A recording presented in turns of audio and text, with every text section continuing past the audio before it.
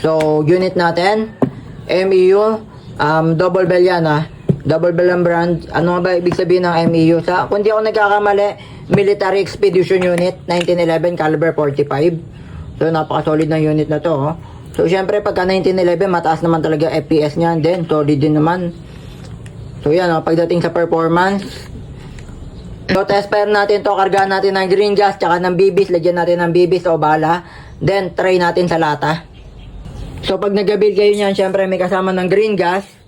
Then, 2,000 pieces na bala o bibis. Then, ito yung pinaka-green gas natin. Kargaan lang natin. So, ito yung pinaka-button para pindutin niya para ma-release yung magazine.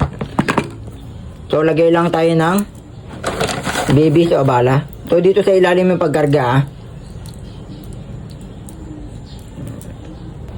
So, meron na tayong bibis. Karga naman tayo ng green gas. So, yun yung inlet valve nasa ilalim.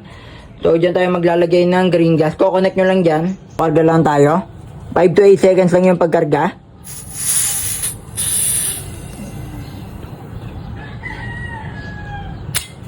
So, ganun lang kasimple. So, unit natin, MEU. So, balik natin yung pinaka-magazine. So, yun, So, try natin, talata.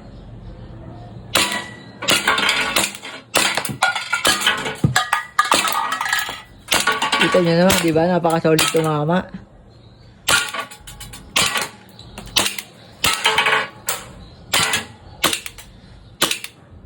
So yan, saglit lang naman tayo nagkarga ng green gas, kaya naubos na yung gas. Sa mga interested, message lang tayo sa FB page ko, Chris Soft Toys Cub. So pag wala na siyang bala, nag-open chamber siya, nakita nyo naman, di ba? Wala nang bala.